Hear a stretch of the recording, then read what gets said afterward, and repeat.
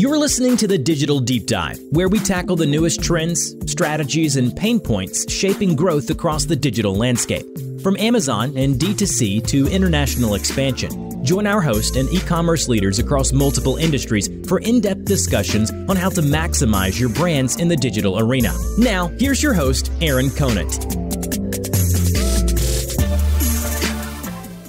Well, hello, everybody, and welcome back to the Digital Deep Dive podcast. I'm your host, Aaron Conant, and I think today, one of the topics that's come up quite a bit is around funding and the current state of funding that's out there. And that's everything from brands, it's things from the aggregators, it's the things from, different service providers that are popping up and just where it's at. And I've got a great friend, Michael Southworth over at Ellimers. We've chatted for years now on a variety of topics, but this is one that's come up over and over again. And he deals with a lot of different brands with the agency that he has. And so, Michael, I'll just kick it over to you. If you want to do a brief intro on yourself and Ellimers, that'd be awesome. And then we can kind of jump into the conversation. Sound good? Yeah, awesome. Thanks again, Aaron. Always a pleasure. Ellimers, so we're a kind of a full funnel or full stack digital marketing agency for e-commerce brands or consumer brands. Selling on e-commerce, we've been around a little over 8 years. We actually blended an Amazon agency and a more traditional digital marketing agency of almost 5 years ago now to kind of create that full stack of services. So we manage on the top marketplaces and digital media channels, social channels, both paid and organic, and just trying to drive awareness, drive traffic, and get brands, help them hit their goals. And so it's an interesting topic because a lot of them have a goal of exiting someday. And, some of the headwinds and challenges of that are kind of paramount these days. Yeah, I think that's a great just place to kick it off, because what we saw, and you and I chat about this a bunch, is around, during the pandemic with the aggregators out there just going around gobbling up brands. And then there were so many aggregators out there. I was talking to some people yesterday that they were looking at like 10 multiples on a brand, where there is all this money flowing in, then all this money to go acquire. And now it's kind of been pulled back. And then our conversation that, kind of was the spawning point for this, this actual, podcast episode was alternative ways that you now see brands that are outside of just selling, but trying to raise capital. And it's a little bit, tougher to do. So what are you seeing in this space for, these smaller brands that need the money? Like, seems like partnerships and stuff like that have been popping up. Yeah. For sure. Like this always happens, right, Aaron, when things get tightened up around the world, money tightens up a lot. And so, when it's going crazy and the money's just flowing and they're just trying to deploy. It's kind of the scrutiny's not there. The diligence that should be done is probably not there. Things are overvalued. You get a lot of that going on, and if you get an opportunity to participate in that, good for you. But then it's kind of a reality check the way I see it, in a sense, it's not, maybe at least as much of a correction as it is, a real tightening kind of beyond what's reasonable. It may feel sort of unreasonable, but it's probably a lot more real in terms of what people are willing to invest in. There's certainly an aspect of a lot of these big funds and big LPs are kind of sitting on cash and trying to get deals. That's one of the big issues that you face if you're kind of in the seller's market. It's not really good for you, because everybody's looking for a discount. Not everybody, but a lot of them are looking for a discount. But also the discount, I think, kind of what you pointed out is, I don't know if it's like a little bubble that burst, but there's like two people sitting out there. There's people that they'd sold a business before, maybe at a 3 or 4 valuation. Then they're like, oh my goodness, I'm selling now because I can get an 8, 9, 10 multiple on EBITDA. And they know to sell now, right? They know to get out like right away because there's going to be the correction that comes down. And then there's new people that came in and all they've ever known is 7, 8, 9, 10 multiple. And now they're thinking, well, now it's a huge discount. But in reality, maybe it's not like you're saying, it's that correction. It's not necessarily a discount. And so I think that's kind of like one of those. I love how you brought it up because it's just I'm going through my head like the key takeaways, which is maybe that 3, 4, 5 multiple is really, really good still, like it was 6, 7, 8 years ago. It's just we were skewed because of all the money that was freely flowing for the brand acquisition. I know there's also, all the money pumping into the service provider side too. But no, I love that thought though. But it's a great point you touch on, because there's founders, we all think our business is worth a lot more than it is, right. Or I just sold my house, right? Yeah, I know exactly. It's yours. It's your baby. You built it, right? Yeah, it's your baby. You put all this sweat and blood and tears into it, and so you also know what it could become. Usually we're hammering away and we're on this trajectory, and we're like, hey, we're gonna make it to this, or we're gonna turn the corner. We're gonna hit this number. So, but investors don't want to see. They pay for.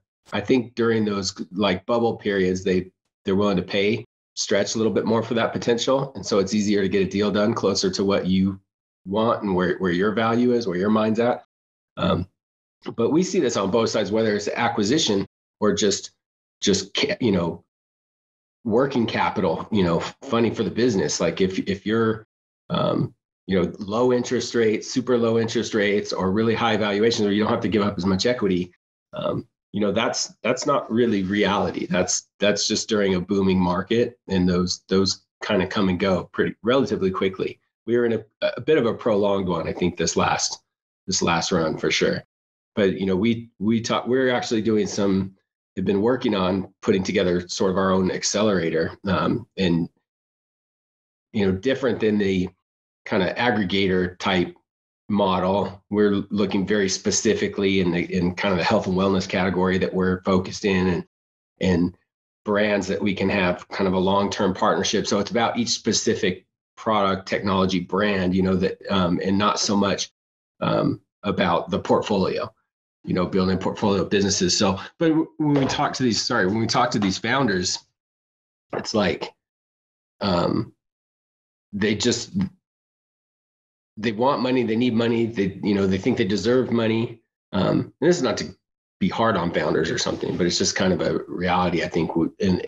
But then they don't want to give up equity. And this is especially true in early ventures, because the earlier you are, the lower your revenue, the lower your EBITDA, the more you're going to give away, the more you have to part with. Mm-hmm. And so, then it becomes an issue, which I think if more founders maybe embrace that, like, hey, if I take the time to find the right strategic partner, like giving up that equity is, I want to bring that partner in. I want to incentivize them, and I want to, and the capital and the relationships and the advice and the partnership itself, like really, it's going to help me 10x my business or whatever that, that there's so much more opportunity that I think we can't kind of see the forest through the trees, or, sometimes we're trying to hold on, too tight.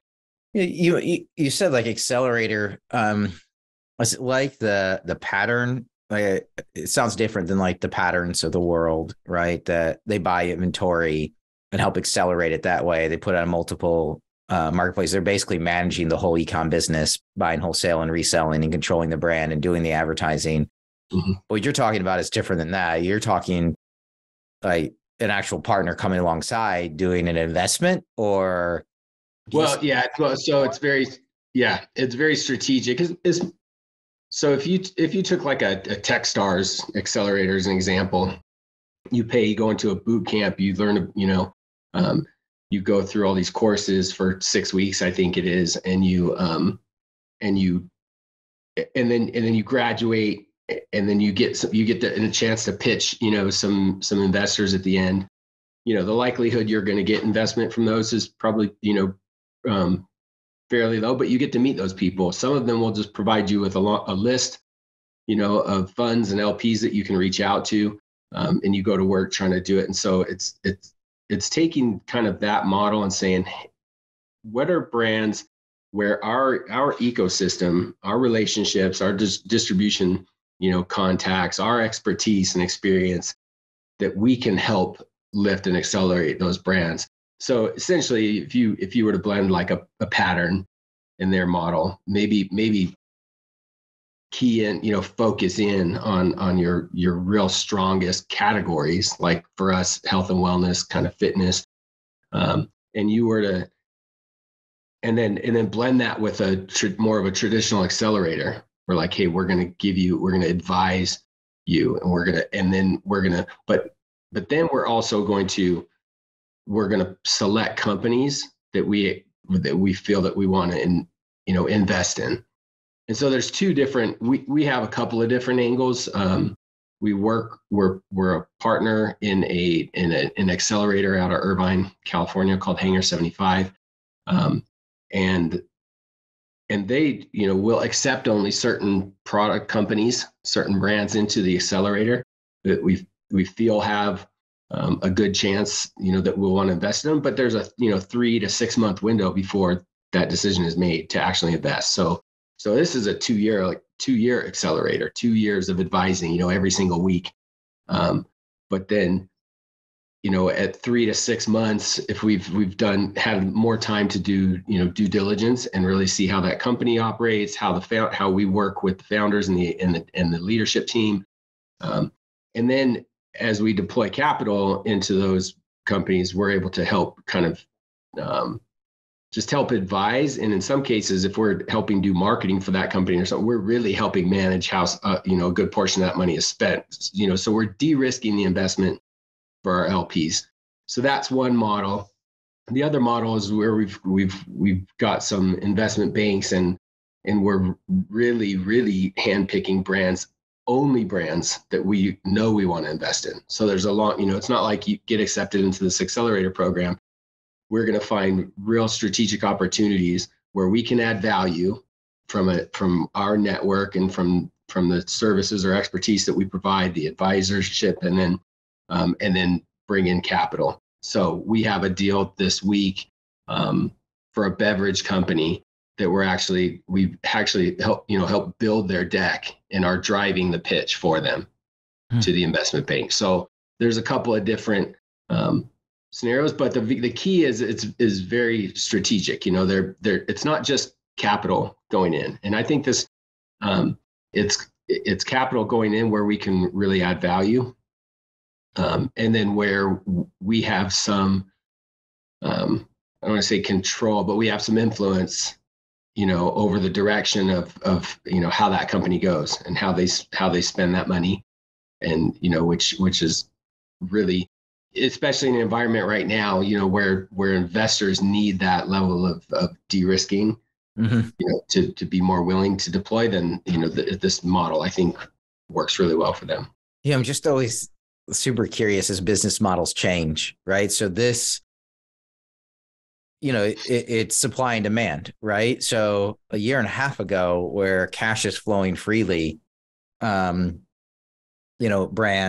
even service providers, can go out and get cash easily wherever it's at, right? The money's just getting pumped in. But now we're at this weird spot where, you have the people with the money that need a lot more due diligence around it, right? And expecting it, and a lot more data. But then you also have like the brands who need it, and like kind of like this business model that you're rolling out, is just interesting, because I don't know if it wasn't needed 2 years ago, right? But it is absolutely beneficial. But then also for the standpoint, I think from an agency, and I'm kind of speaking, I'd love to hear your thoughts on it, which is if I'm in your seat as an agency, one of my always, fears would be churn.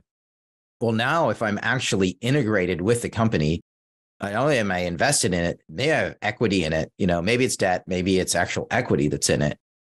Now I'm even more incentivized. And, oh, by the way, like I'm now tied to them, right? That the churn's not going to be there. So you have highly incentivized, and highly incentivized agency, that wants to perform because they share in all the benefits of the upside. Yeah. This is super unique. This is out there. It's really, that's what kind of started this brainstorm, is that we wanted to participate. We wanted to the opportunity to tie ourselves in more kind of at the hip with companies and participate in that upside. Because we've never tried to raise capital for our, service business. It's tough to, bring money in. And I don't know, we've never really felt like that was the right thing, for us to do.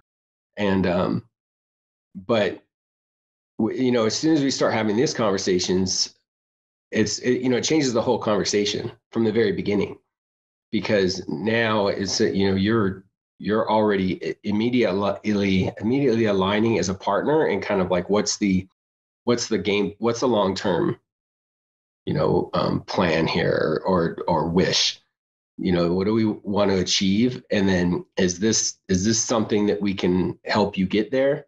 And what things need to be true, as far as we can see into the future, what things need to be true for that to happen. And then we make a decision, together based on, hey, do we think we can do this together? So it's a completely different environment and conversation than me trying to, sell somebody on a service and, hey, we can do this and we can do this. We can save you money versus doing this in-house, and we can do this better than the next guy. Like, it's a whole different relationship. It goes from that sales pitch to like the partnership pitch. Yeah. Right. It's got to completely shift how you're interacting right. with brands. Oh, wow. No, super. I think it's awesome. I think it's beneficial for brands. I think it's an interesting business model that, I don't know if it could have existed a year and a half, 2 years ago, but I think for the foreseeable future, it's great. Yeah. Right. Yeah, it's a really good point, because it's the, when money's easy to come by, and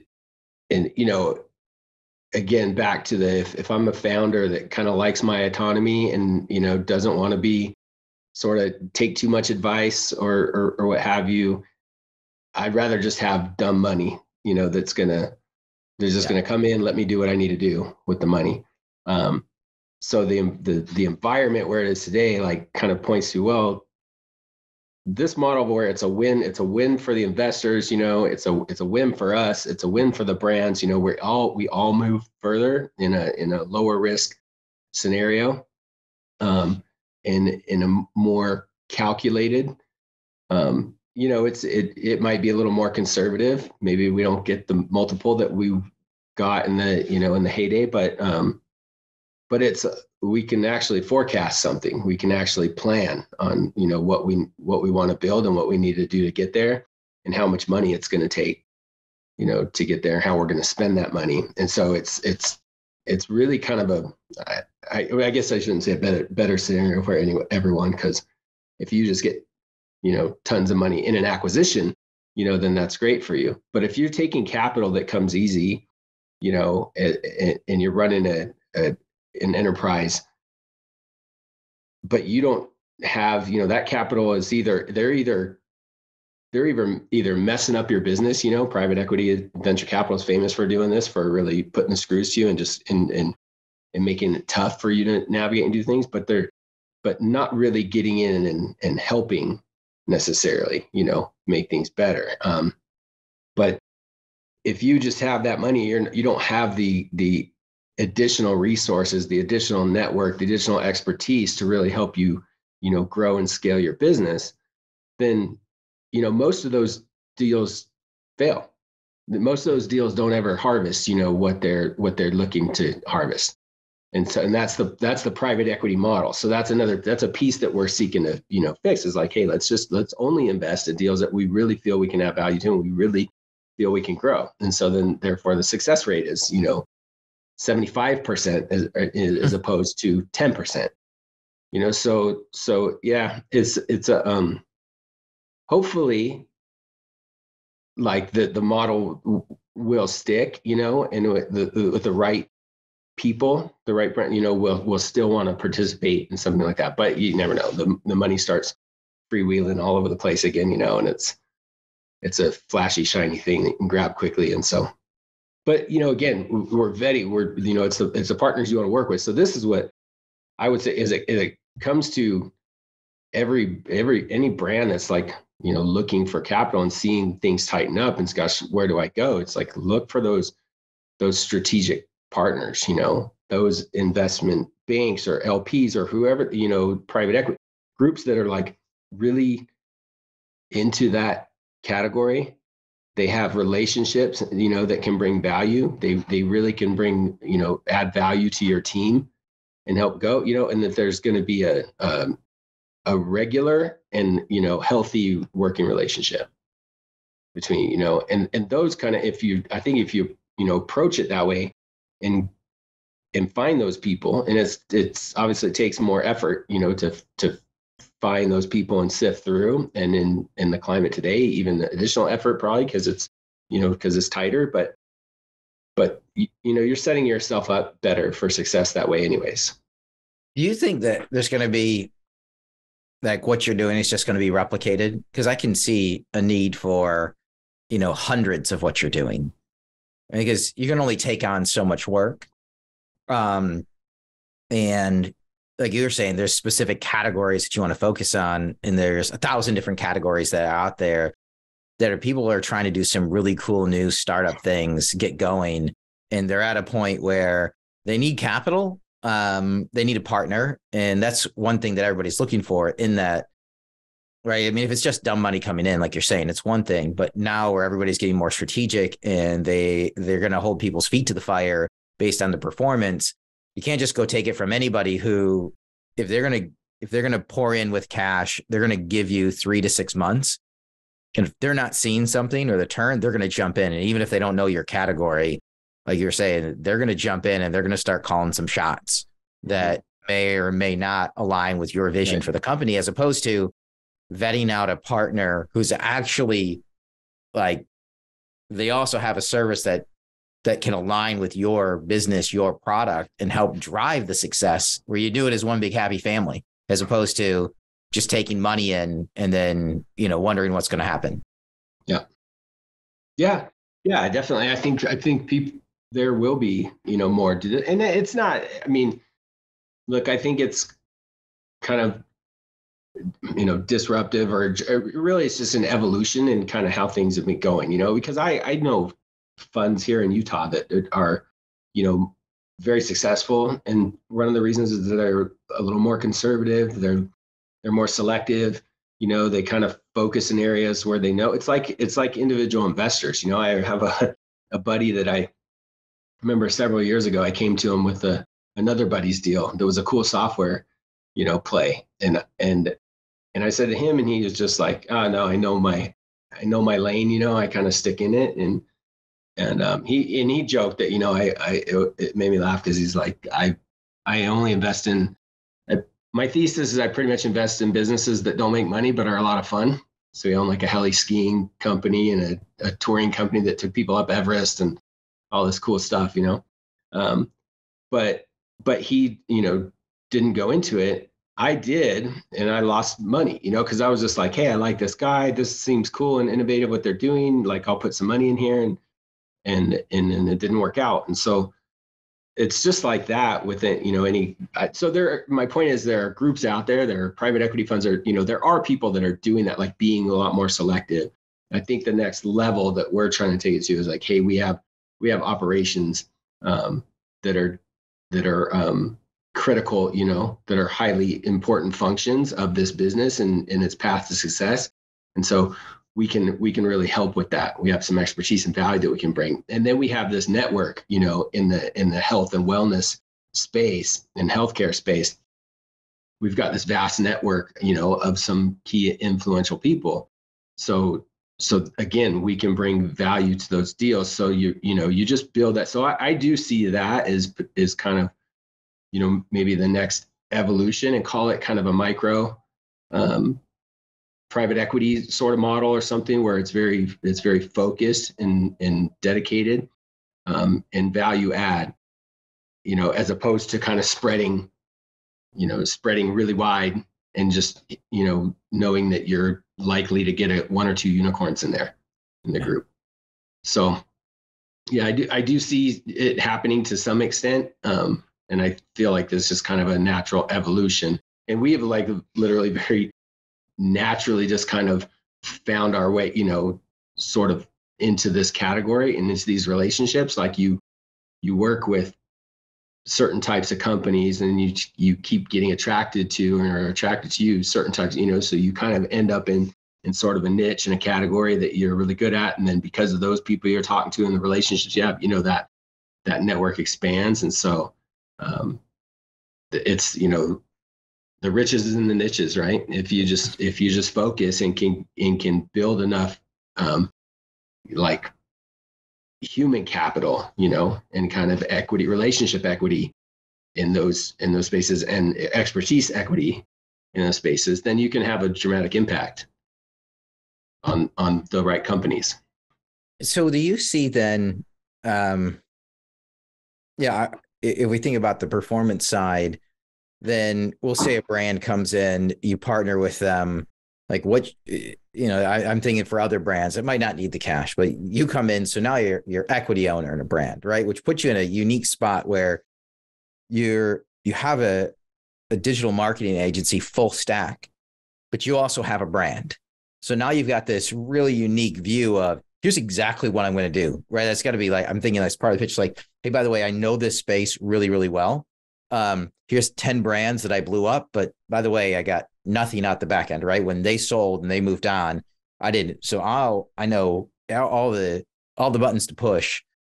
So you bring a brand in, is that Amazon first? Is that direct to consumer first? Is that retail first?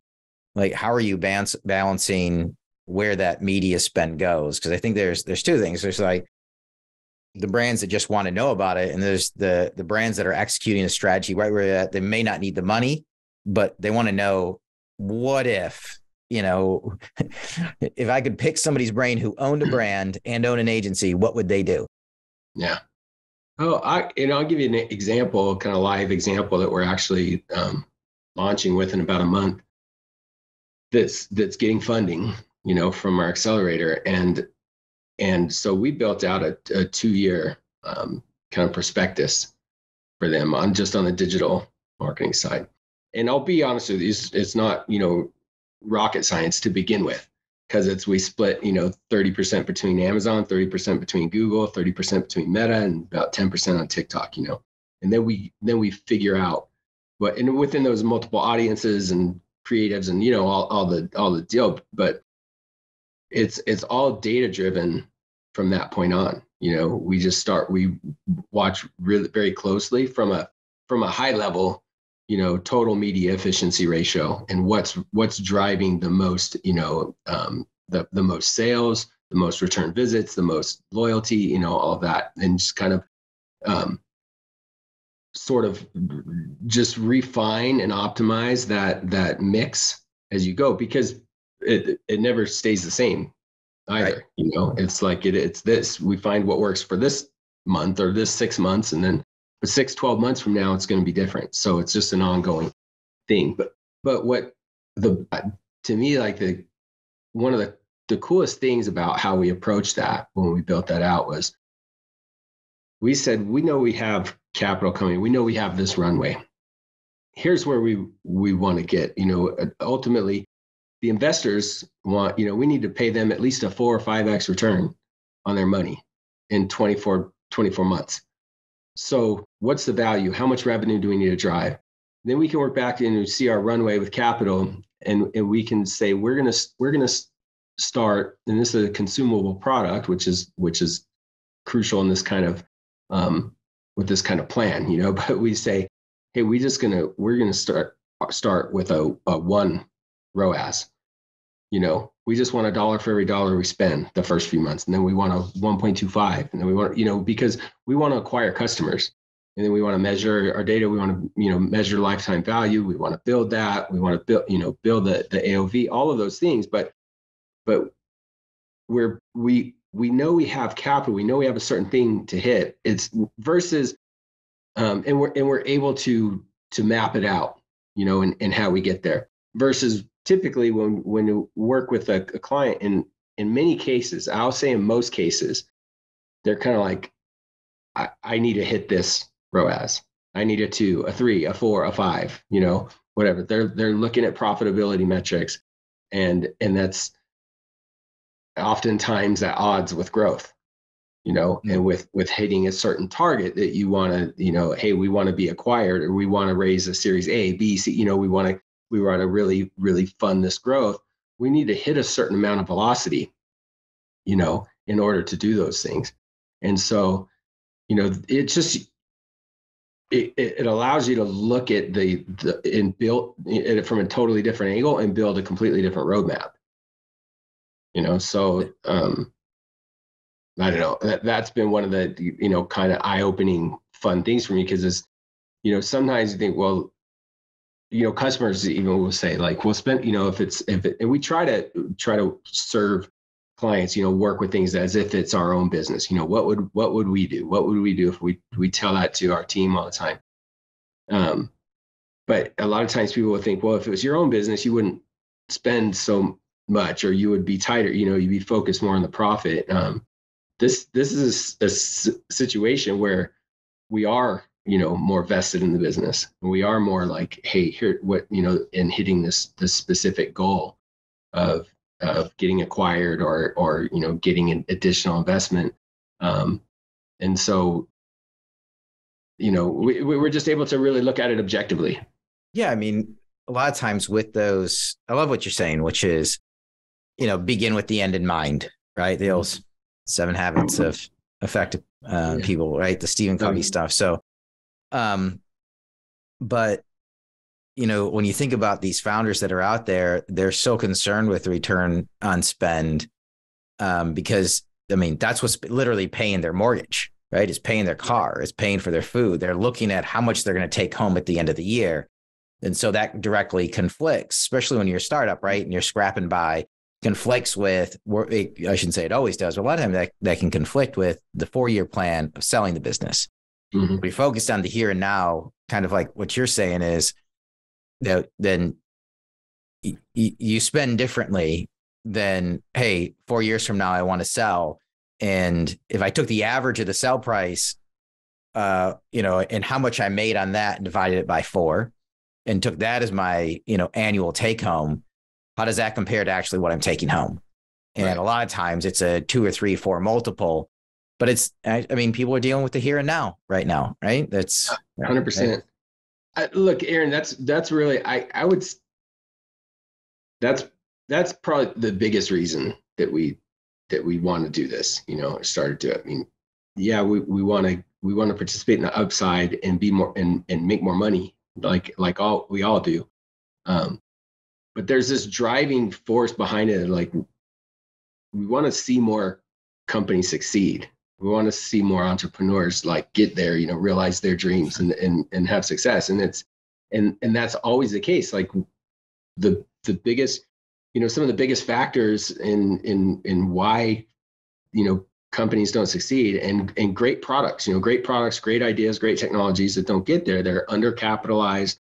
They don't have the relationships, they're missing those things. So if we can bring those things to, and like you said, we can't do 100 companies a year, maybe, in this model.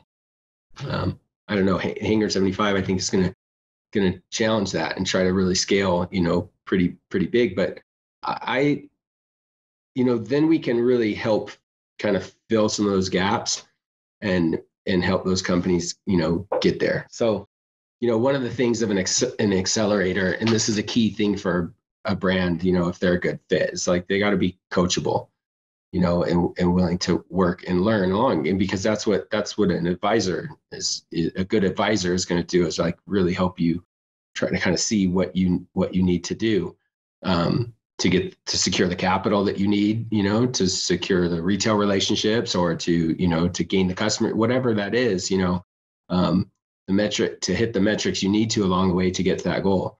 They're going to help you along that path. And so that's a crucial piece, I think, that's missing for a lot of entrepreneurs. that are trying to kind of get there. And you're in the, I mean, we've all been you're in the weeds, you're in the day to day, you're worried about making payroll, you're worried about, after that, I'm going to be able to pay myself. It's a grind, and you. And that idea that I might have to spend more and not get paid this month, right, is a real fear that's out there. 100%. Yeah. Right. And so what do I do and how do I balance that? But if they can find somebody to help de-risk that, right, and a partner who actually wants to pour in, it's awesome. Well, it's awesome what you're doing, right? Because I'm the same way. All I do, I talk to brands, right, just all day, every day. That's what I do, and help them out, right? And just from an advisory thing, I want to see them succeed. Mm-hmm. Yeah. And a lot of times that is, hey, I can't spend more. I literally can't spend more, but I wish I could. And no, it's super, super exciting. If you can de-riskify and still have somebody that comes along that really knows what they're doing, it's different than that PE firm that just gives money and then is not helpful at all. Right. Not to say that all PE firms are like that. I don't want to pretend that at all, because a lot of them, like you were saying, if they're in the niche and it's in the wheelhouse, they know exactly what to do.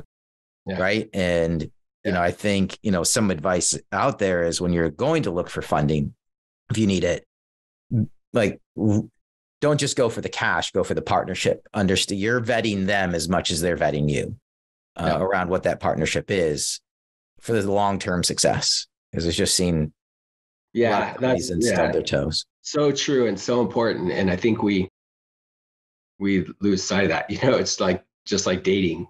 Where when you really need something, you want something, it's hard not to get in sort of that desperate frame of mind, and come across that way. And that's so unattractive, to be able to same thing for, investors. So it's kind of if you take back a lot of control, gain a lot of leverage, when you're vetting people as much as they're vetting you.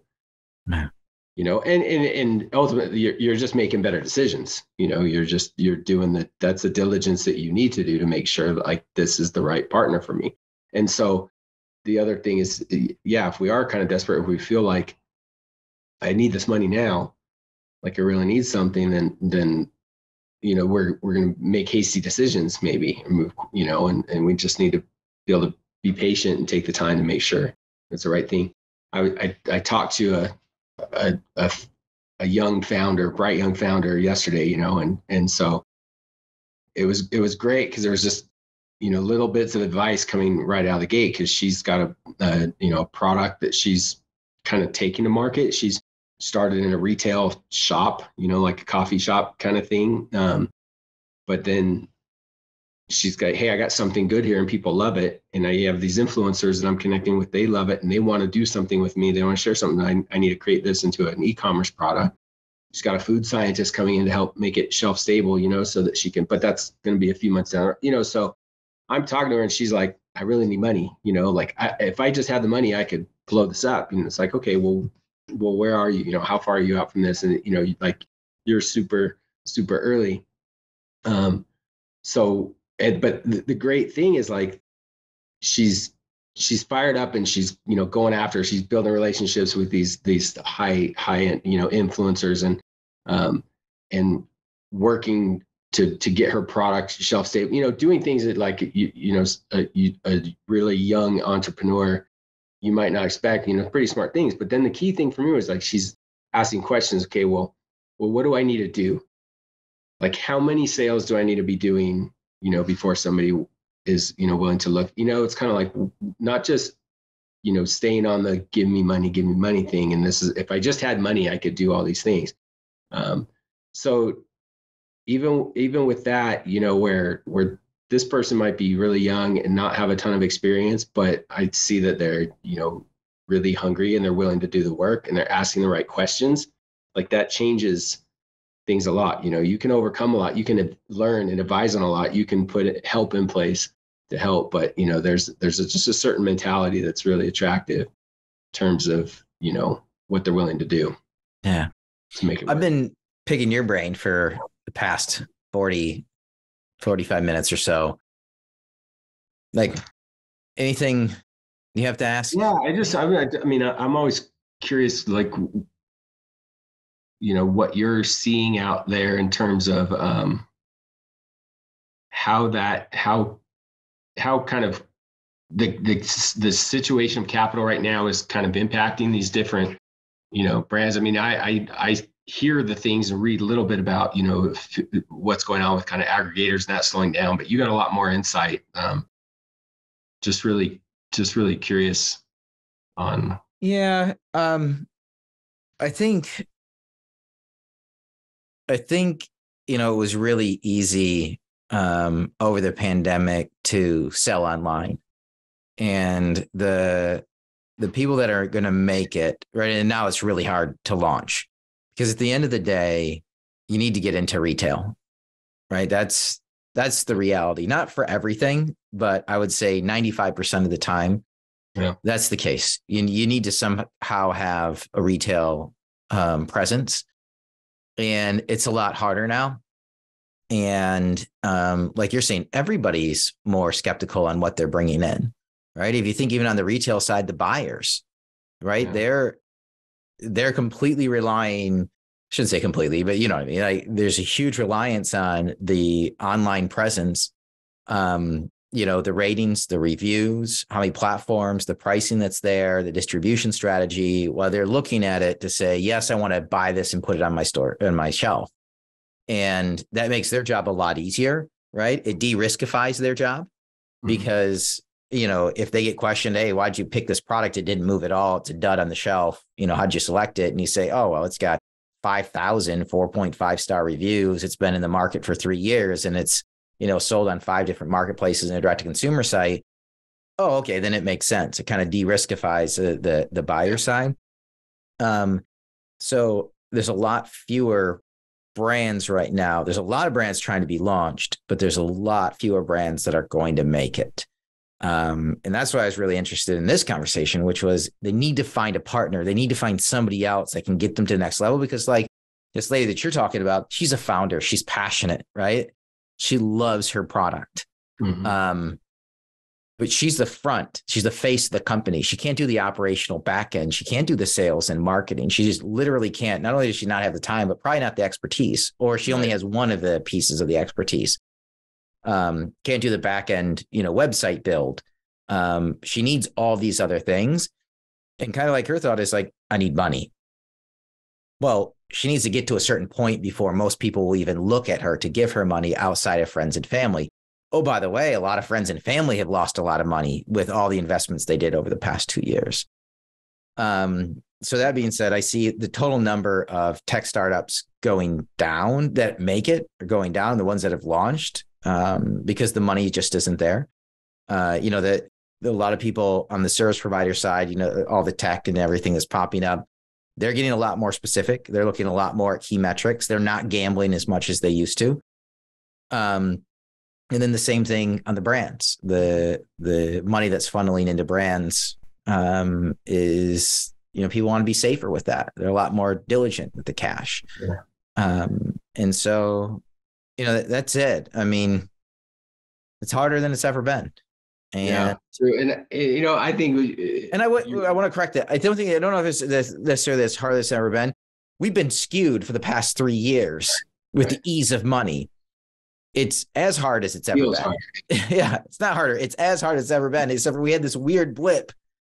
Which is where, like, wow, we have a short memory. Yep. For sure. Yeah. And so we're kind of like, this is the world we live in, but it's skewed. One of the kind of to your point about, the founder not being ready or having all the pieces they need, I think, and like money will fix some of these problems, but I think you got to have a really good plan, and no plan in the future is going to be perfect, right? Nobody can predict the future exactly, but if you don't have a good plan, a reasonable plan of how you're going to spend that money and how you're going to measure if that money's, if it's doing what it's supposed to, and how you might pivot, if you haven't thought that stuff through, then it's like, don't ask me for money. Right. I need some kind of like plan what you're going to do. Like money doesn't just fix everything. So I think that's a real important point. And yeah, I mean, that's where we are. And a question, like, do you see, like, are there any categories that you see like doing better, or having, use all these products launching out? Like, what's making the difference in your eyes, and the ones that like do make it? Number one, the willingness to partner. Right. You have to find somebody to help you out. I think you kind of hit on it, that willingness to learn and be open to criticism. I think, what's really unique is when you're open to really understanding what your target market is, because we have these ideas, and I always laugh when you have, a lot of times in like the fashion space. Well, my target is the 20 to 24-year-old female. And they came up with this idea when they were, 24 to 28. And now it's grown, and now they're 35, and they're designing as a 35-year-old, thinking that they're still 20 to 24. And when they roll out all the demographics, that's their lowest performing demographic, is 20 to 24. It's actually the 35 to 40. And they want to say, no, that's not true. Right. It's listening to the data and knowing who your target market is. You have then the companies that then double down on, hey, I'm going to market to 20 to 24-year-olds, or I'm going to market to actually what seems to be working. And they go tenfold, right, in 3 years. So it's listening to the data, right? This gets back to me as a scientist, right? It is not just throwing stuff up at a wall and seeing what sticks. It's picking the wall, picking what you're throwing up against the wall, right? And then actually analyzing what sticks and what doesn't, and not having your personal bias, your me search come in and say, well, this is why I think it happened, but just listening to the data. Like, you have to listen to the data at this point in time. There's tons of it that's out there. And, people are giving real-time feedback on you and your brand. If you're open to listening to it, I think that's a major thing that people need to be cognizant of. And then I just did a podcast with Tim Armstrong. So former CEO of AOL, former head of Google Ads America, and he was talking about brands as the platform. Like, brands have given tons of data to all these other platforms. I think it's the podcast episode right before this one. Tons of people have just given data to Google, to Meta, to Amazon, to Walmart, and they're not asking for it back, and they're not owning it. They're thinking in the digital space that there's these platforms that manage the brand, and brands need to get that data back. Brands need to own that. And you've seen some cool partnerships on the Super Bowl ads. But I mean, kind of what you were saying earlier too, is you have to be open to adapting. Like, your plan for the future, you need a plan, but you have to be open to adjusting that plan. And adjusting that plan doesn't mean you were wrong. You do the best you can with the information you have at the time. Yeah. And if you never change the plan, right, there's two things that happen. You never change the plan. You never have to. Like, go buy a lottery ticket. You see the future, right? You got it. Right. You're going to crush it. The other, 8 billion people on the planet, adjust your plan over time. Even what you're doing with the business is awesome. Yeah. Right. All of a sudden I see this need, and I have brands that have a need, and, we have a service, but we also have this ability to help brands. And you and I have a passion for helping people. I think that's kind of how we've hit it off from the beginning, is how do I help people to be better, and we can be better at the same time. What are you most excited about as we kind of get to kind of my final question I like to ask? What are you most excited about? I'm excited about a lot of things, both with respect to work, and what I'm excited about, incredible snow season we're finally having here in Utah. I'll tell you that. But, I'm just most excited about this opportunity to really partner with people. I like you said, I love to help people. I'm also,